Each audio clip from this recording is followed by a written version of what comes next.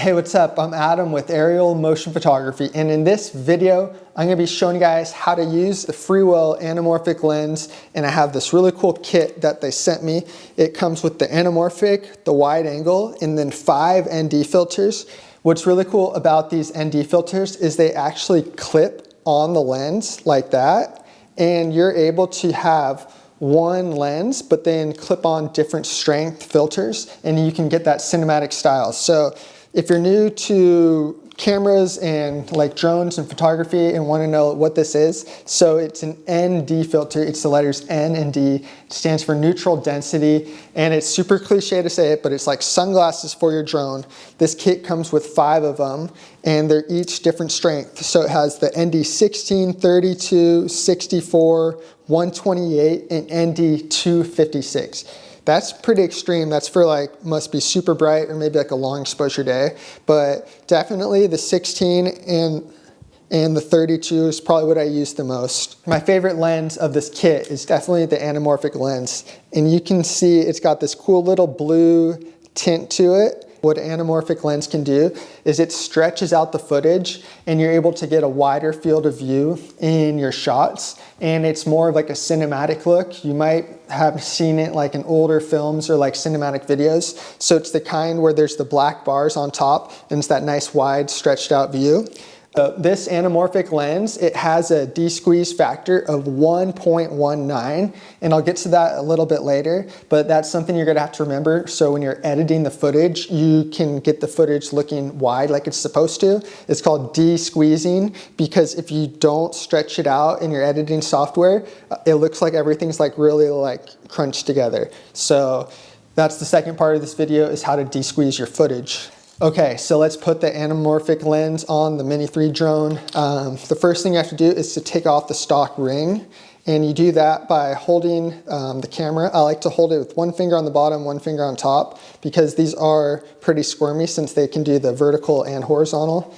So you give it a good hold, put your hand on like that, just on the edge of it, and then twist it clockwise, and then it'll pop right off. And then to put the anamorphic lens on, you line up the little holes on the filter with the little pins right there. And it's a little bit offset clockwise and just goes in like that. And then you just twist it counterclockwise and that locks it on. And you can see it's a pretty big filter. They definitely had to put some extra glass to be able to make the anamorphic. And then also this kit comes with a wide angle. And I really like the wide angle lens, especially for flying indoors. It gets a lot more view. But the anamorphic lens is definitely my favorite lens for this drone. And also, if you want to put an ND filter on over the anamorphic lens, and this is an ND32, the number you put at the top. And what's really cool is you just line it up and just clip it on. So, and I don't know if you could hear it, but there's that little click, and then boom, now you have an ND filter on your anamorphic lens, and you can do the same thing with the wide angle lens. And this gives you the ability to have even more cinematic style, especially in bright sunny days like here in California. I find myself always using like an ND 16 and 32 on sunnier days, and then you could even go with brighter ones. It's actually kind of tricky, and there's like a learning curve on how to know what strength ND filter to put on, especially when you have to take the filters on and off each time.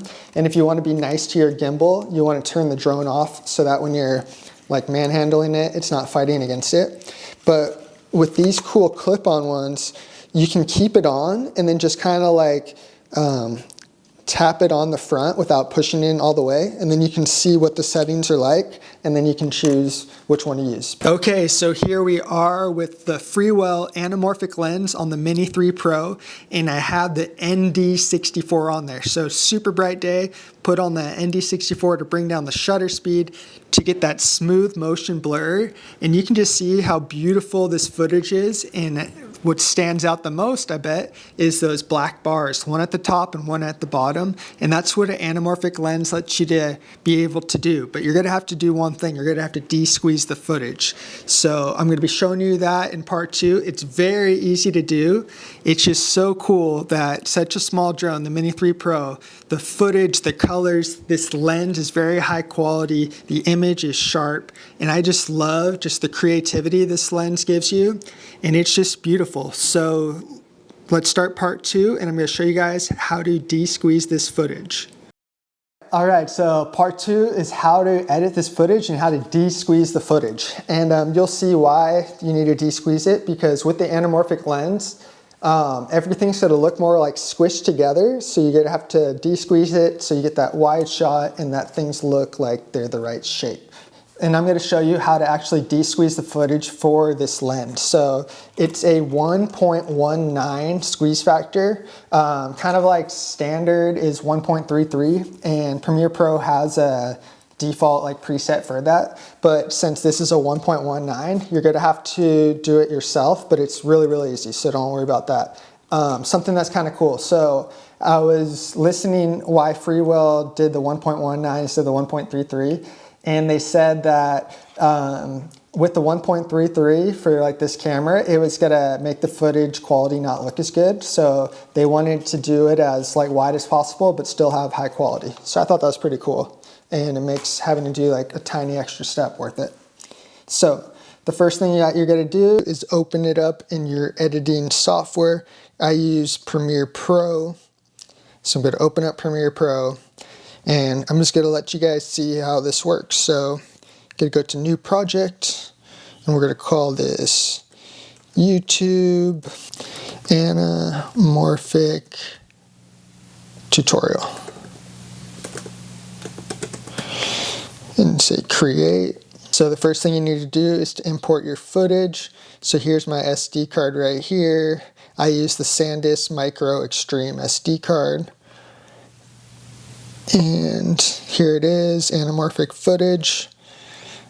Command A, I'm doing this on a Mac, so that's how you get all of them. And then drag them to the import. And then there they will be. So I almost always shoot in 30 frames per second, sometimes 60 frames per second if I want to slow it down. But then I have my timeline set at 24 frames per second, so everything is a tad slowed down. So when you're in Premiere Pro, in order to create a different frames per second timeline, you need to go to Interpret, Modify, Interpret Footage. And then I'm going to put it at 24 frames per second.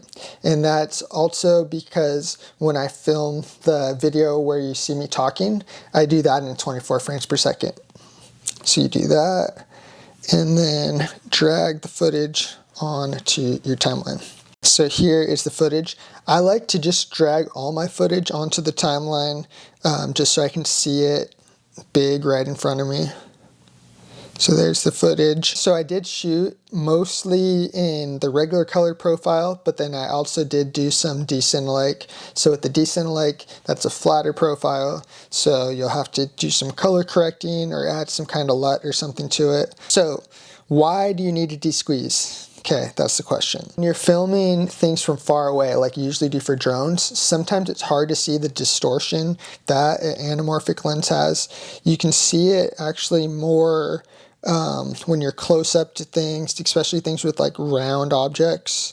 So let's see if we could find anything round. Nothing particularly round, but you can kind of tell that it is a little squished. So to show a better example, what I did is I took a picture with the anamorphic lens of the camera and myself. And the main thing is the lens, because lenses are circles. So what you can see is now it's more of an oval.